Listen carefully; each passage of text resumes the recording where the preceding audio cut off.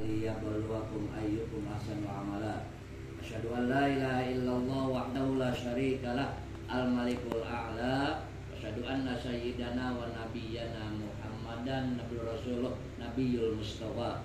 Allahumma shalli wa sallim ala sayyidina wa habibina wa syafi'ina wa maulana Muhammadin wa ala alihi wa sahbihi ajma'in. Qala Allah ta'ala bil Qur'anil Karim wa huwa asdaqul qailin. A'udzu billahi minasyaitonir rajim. Bismillahirrahmanirrahim. Alladzina idza asabathum musibah qalu inna lillahi wa inna ilaihi raji'un. Qala Nabi sallallahu alaihi wasallam al mautu ya'ti baghtatan. Sadaqallahul adzim wa sadaqa rasulun nabiyyu habibul karim. Fananu ala dzalika minasyahidin wasyakirin walhamdulillahi rabbil alamin. Yang saya hormati wabil khusus sahibul musibah Bapak Haji Riono beserta keluarga besarnya, besar kita yang saya hormati, Ketua RT, para sepuh, para haji, tokoh masyarakat yang sama-sama dirahmati Allah Subhanahu wa taala.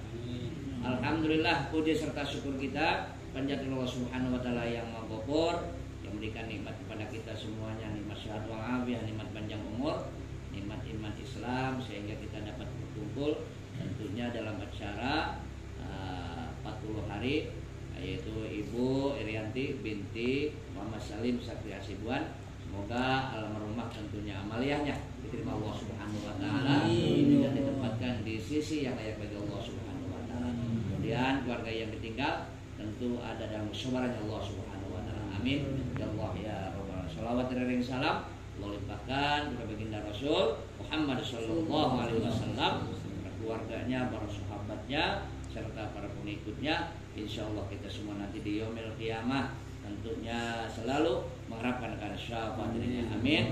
Ya Allah ya Rabbal alamin. Para bapak, para haji, para sepuh yang sama-sama rahmat Allah Subhanahu wa taala. Setiap sesuatu yang sifatnya mengandung manfaat serta berkah, tentu itu semuanya sudah Allah jelasin di Al-Qur'an. Bahkan Al-Quran yang jumlahnya 6.666 ayat, 30 juz, 114 surah. Dasarnya Al-Quran surah Al-Ikhlas. Artinya Al-Quran surah Yasin. Tengah-tengahnya hurufnya Al-Quran yang bunyinya wal yatalattaf wala yus'iran nabikum ahada. Di tengah-tengahnya huruf Al-Quran. Kemudian pangkalnya Al-Quran surah Al-Fatihah. Dan ziarah kubur dengan baca Al-Fatihah. Mau kirim Yasin tetap Al-Fatihah. Ujung doa pun tetap Al-Fatihah. Al-Fatihah yang mengandung asyat Al-Quran 30 juz, 114 surah, itu disimpan lagi di dalam 8 Bismillahirrahmanirrahim. Bismillahirrahmanirrahim yang mengandung asyat Al-Quran yang 30 juz 114 surah itu disimpan lagi di dalam baknya kalimat bismillah. Maka huruf Bismillahirrahmanirrahim itu ada 19. Malaikat rahmat pun juga 19. Makanya Al-Fatihah yang biasa selalu kita baca, selalu kita kirim doa dengan Al-Fatihah, tentu mencakup di dalam surah Al-Fatihah ada 4 macam ilmu.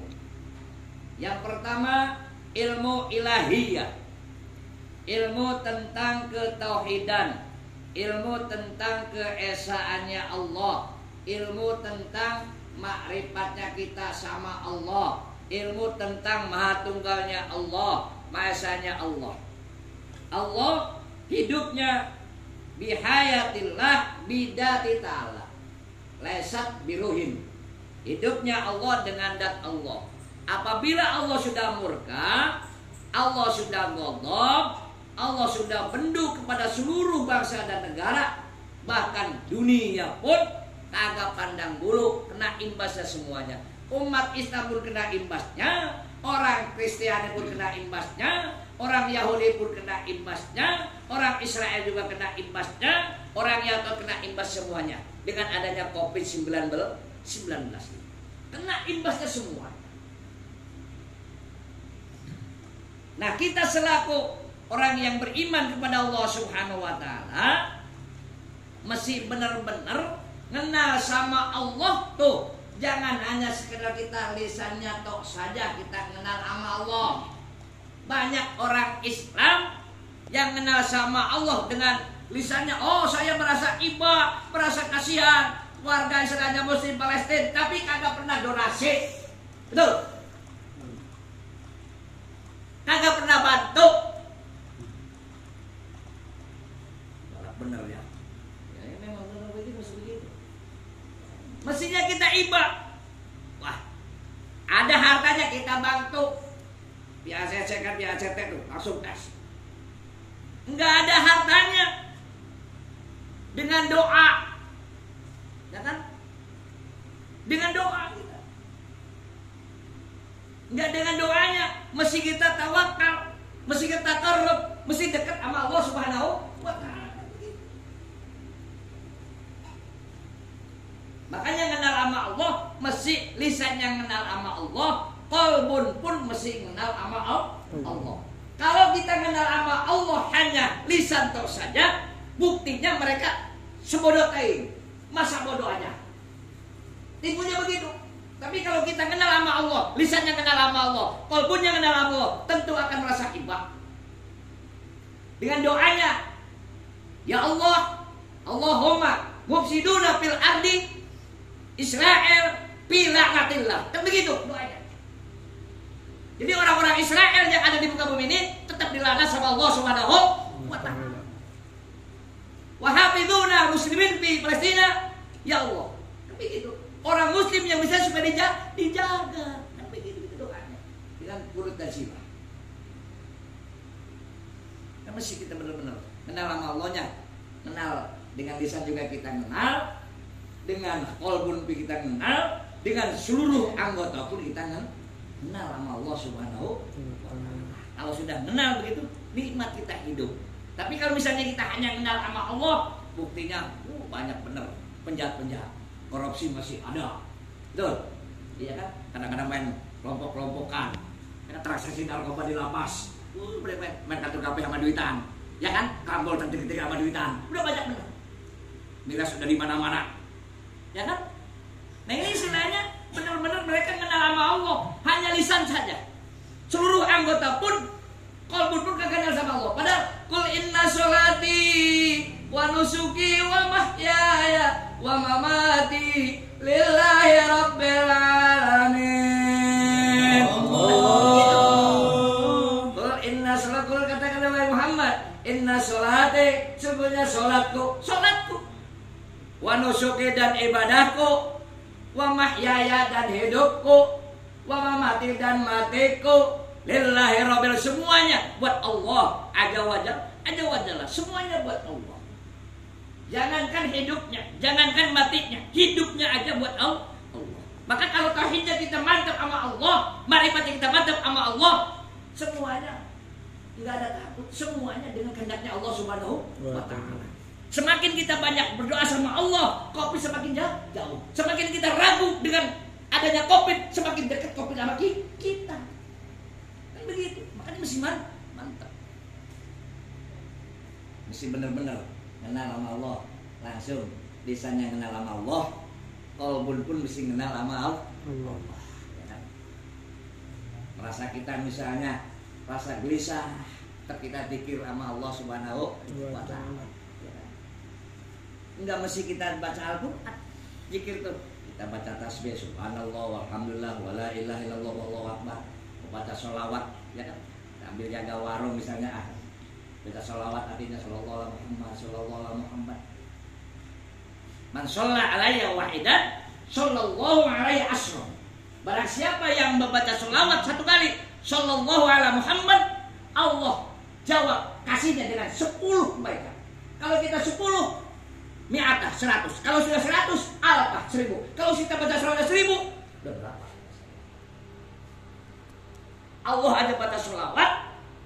Innallaha wa malaikatahu yusholluna 'alan nabi. Ayyuhalladzina amanu shallu 'alaihi wa sallimu taslima. Allahumma shalli wa sallim wa barik 'alaihi wa alihi. Ya Rabbi bil Mustafa balligh maqasidana waghfir lana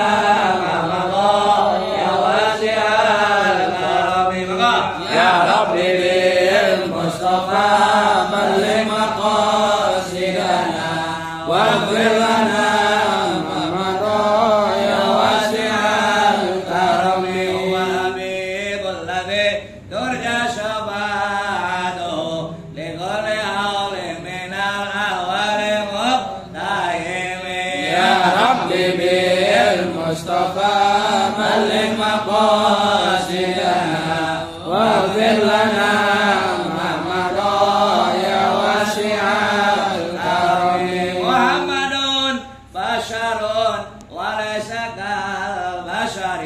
bal huwa yaqututa wan nasukal hijari ya Rabbi bil Mustafa balligh maqasidana waghfir lana ma madha ya wasi'al karami ya muslimin wal muslimat mari sama-sama ngaji untuk bekal di dunia serta di akhirat nanti ya Rabbi bil Mustafa balligh maqasidana waghfir lana ma madha ya wasi'al karami Allahumma shalli wa sallim wa barik 'alaihi wa alihi. Innallaha sesungguhnya Allah wa malaikatahu dan para malaikatnya Allah yusholluna 'alan nabi semuanya baca sholat baru ya ayyuhalladzina amanu shollu alaihi wasallimu taslima. Baru orang-orang yang beriman yang dipanggil untuk baca sholat. Yang pertama tuh masih benar-benar ya kan mengenal nama Allah Subhanahu wa taala. Baru 9. Yang nomor 2, yang nomor 2-nya apa? Di dalam surah Al-Fatihah. Yang nomor 2-nya ada yang namanya al-ilmu ibadah. Yang pertama di surah Al-Fatihah namanya ilmu ilahiyah, tauhid. Sekarang yang nomor 2-nya ada yang namanya ilmu ibadah. Ibadah ini terbagi 2. Ada ibadah maliyah, ada ibadah badaniyah. Ibadah maliyah kayak begini nih. Pas 40 hari udah nyiapin jeruk, salak, lengkeng, wah, kue, yang lain sebagainya. Maliyah. Sedekahkan. Atau misalnya ada masjid yang perlu bantuan, kita bantu. Atau misalnya pas adakan santunan yatim, kita bantu dengan harta.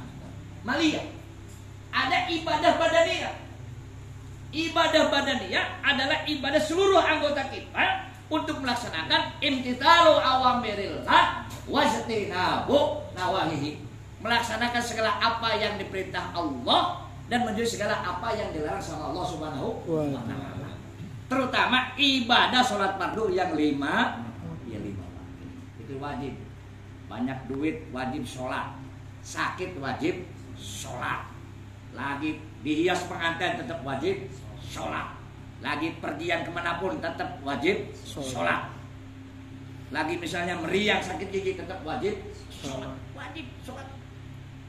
Kenapa? Kata Rasul, awwalu ma yuhasabul abdi bihi yaumil qiyamah as-shalah. Pertama yang akan dihisab di akhirat adalah sholat kita dulu. Sholat kita dulu yang akan dihisab.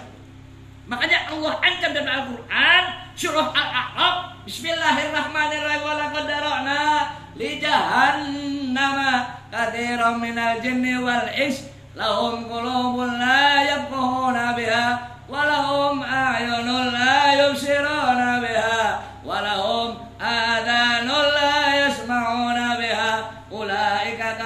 an'am bal hum adall ulaika humul ghafilun. Wala kendaraan ali janalan sampun teman-teman Allah giring. Golongan jin lan golongan manungso digiring sama Allah. Golongan jin dan golongan manusia digiring kemana? Jahanam, neraka jahanam. Pertama lahum qulubul la yafqahuna bi, hatinya kagak paham, hatinya enggak ngerti. Mana perintah Allah mesti kita wajib laksanain dan larangannya masih wajib kita tinggalin. Kan begitu. Perintah Allah. Walahum a'yunul la yubsiruna biha. Kemudian mata kita yang mestinya kadang-kadang kita buat baca Al-Qur'an, baca buku yang masal atau baca kitab, ini kadang-kadang anaknya juga pegang laptop atau pegang HP. Yang usia 2 tahun pegang HP juga, emak bapaknya juga pegang HP juga, betul? Emaknya pegang HP juga, mau tidur juga buka WA-nya, ya kan? Mau ke BHP juga buka WA-nya, betul? Anaknya pegang HP, bapaknya pegang HP, emaknya pegang HP, yang PA yang mana? Ayo.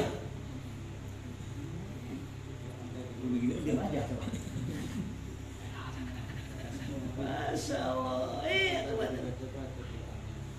Padahal kalau misalnya kita yang paham logikanya, yang cerdas, anak-anak kita bisa pegang HP, itu yang di game-game ganti dengan sholawatan, dengan istilahnya modal Al-Quran. Bagusnya begitu. Ini kadang-kadang dibiarin aja, si emaknya juga kasih melulu sih, bapak juga kasih melulu. Itu bocah dengan kasih nangis juga, betul? Iya, mesti kan kita berpikir yang cerdas. Terpengaruhnya begitu. Kalau anak kita misalnya akidahnya mantap sih gak jadi masalah. Kenapa? Anak kita kan masih IQ-nya kan masih bener-bener, masih jernih bener, anak kecil. Kalau sudah dipengaruhi dengan namanya begini, repot nanti besarnya. Anak-anak kita, maka bener-bener masih paham.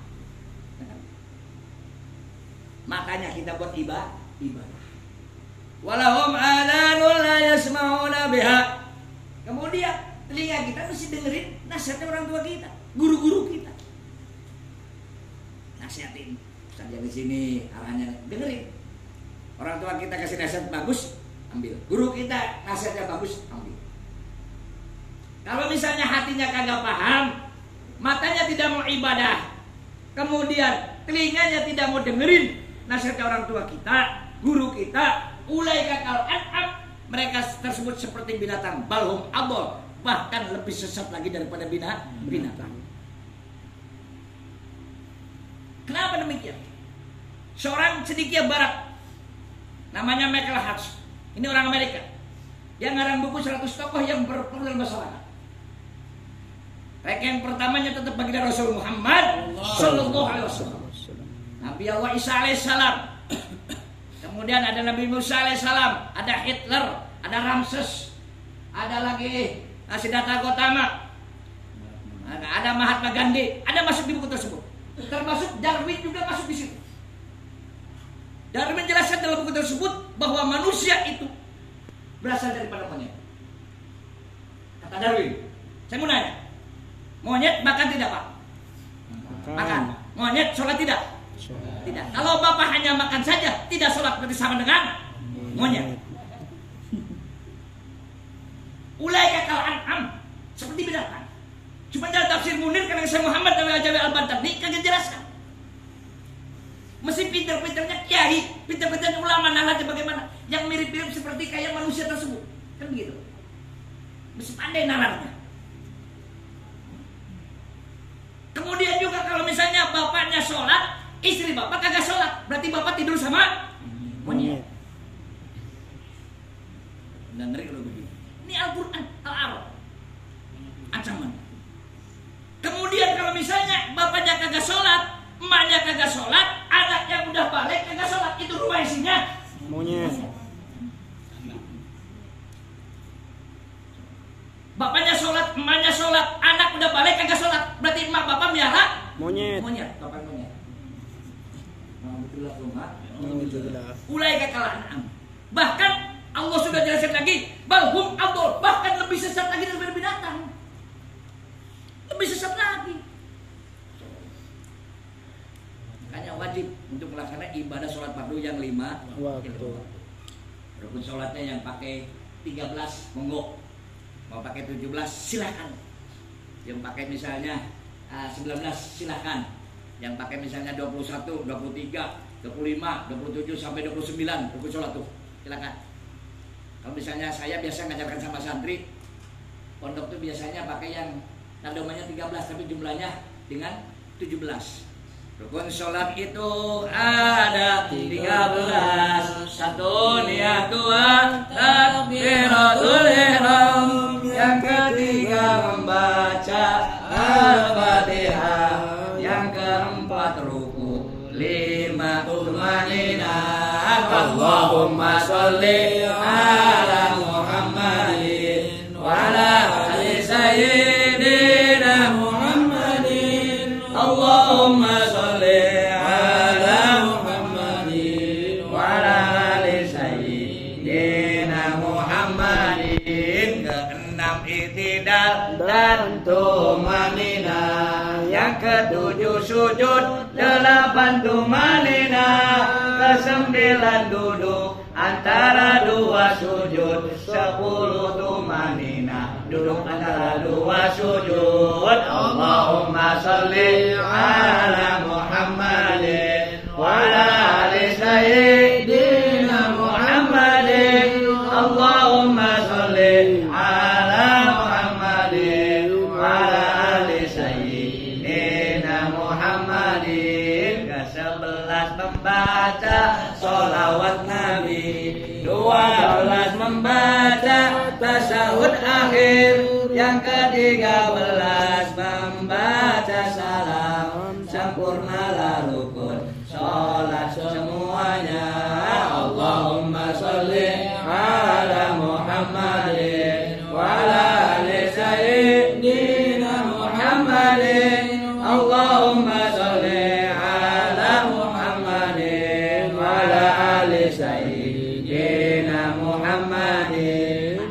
Walaupun di anunya 13 tapi pas 17. Pertama nih ya. Watala wudu sunnah diucapkannya. Tepat saja alkohol. Maka niat diucapkannya sunnah. Tempatkan niat di hati.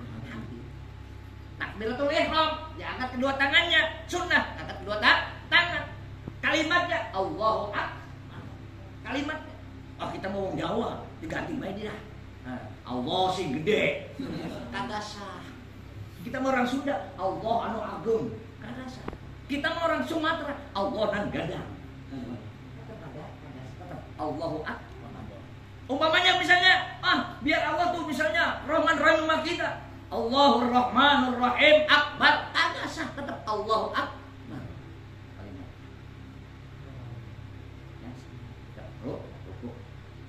Terawih, kalau terawih kan cepat bener katanya Pak Kiai. Terawih kalau jangan dulu doa lagi aja. Imamnya gimana katanya?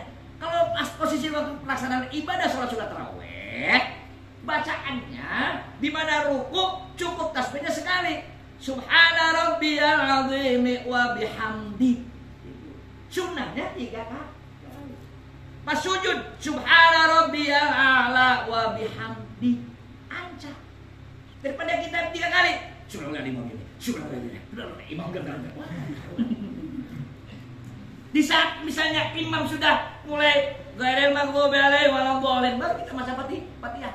Rakaat kedua pasti imam baca surah Al-Ikhlas. Undang aja imam kagak baca surah misalnya Al-Baqarah. Coba kalau misalnya imam habis waladhdallin, langsung suratnya baca surat Alif Lam Mim misalnya. Alif Lam Mim, Allahu Akbar. Kagak ribet itu makmum. Coba. Masih bijak. Imam baca surah Al-Ikhlas. Makanya di saat misalnya rakaat kedua, imam sudah baca Fatihah pertengahan iya karena wudhu, kita sudah mulai baca Bismillahirrahmanirrahim. Alhamdulillahirabbil alamin. Di mana ghairil maghdubi alaihim waladhdallin, kita berhenti dulu. Amin, baru terusin lagi. Itu baru. Kenapa? Karena Fatihah rukun di dalam sholat tersebut.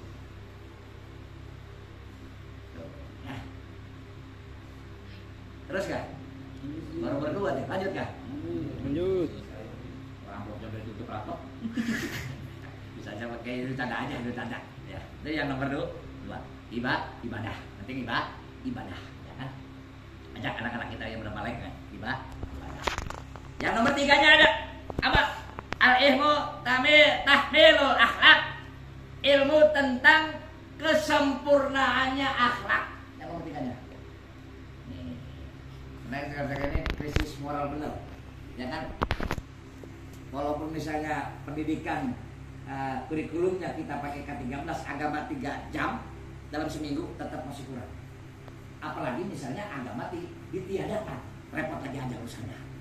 Yang 3 jam aja kadang-kadang masih bandel aja kan kita. Kalau nggak masukin pondok atau misalnya majlis taklim atau tempat pengajian, ya kan? Hanya menekan les-les saja. Yang 3 jam di sekolah misalnya 3 jam pendidikan agama tuh kurikulum K13. Kemudian anak-anak kita nggak masukkan misalnya suruh ngaji dan sebagainya, repot. Bandel kadang-kadang yang masih ngaji aja sering kita kadang masih panggil aja pakai ini kadang-kadang 22 kali belum nyambut. Terus serang aja ini. Makanya nggak usah. 2 kali aja baru. Ya bi, ada apa bi? Ya. Makanya pentingnya akhlak. Ya. Baik dari mulai dini kita bina anak-anak kita. Yang bagaimana kita bina anak-anak kita? Yang pertama, wa qadara rabbuka alla ta'budu illa iyyahu wa bil walidaini ihsana. Pertama kenalkan anak-anak kita tuh sama Allah Azza wa Jalla. Kalau sudah kenal baru ta'budu ajak ibadah. Kalau sudah ibadah baru akan ngerti tentang wa bil walidaini ihsana. Akan berbuat baik terhadap kedua orang tua kita. Walaupun misalnya almarhum Ibu Rianti, anak-anaknya kena soleh-solehan, ngerti semuanya. Pak, ini hari Pak gimana Pak? Kan begitu. Pak, ini udah pijat belum Pak? Ini maaf aja. Udah siap pijat dah. Alhamdulillah. Belum lagi 100 hari. Kalau hanya sendiri mah misalnya cukup misalnya air aja misalnya. Air enggak jadi masalah. Berhubung istilahnya yang sobil musibah tuh ingin benar-benar istilahnya sedekah, si almarhum masuk. Tapi gitu intinya. Anak-anak karena soleh semua. Wabil walidaini ihsana. Makanya ajak anak-anak kita berdidik dengan akhlak. Kalau sudah akhlaknya enak, mapan, enak semuanya juga anak kita. Kan gitu. Terutama akhlak.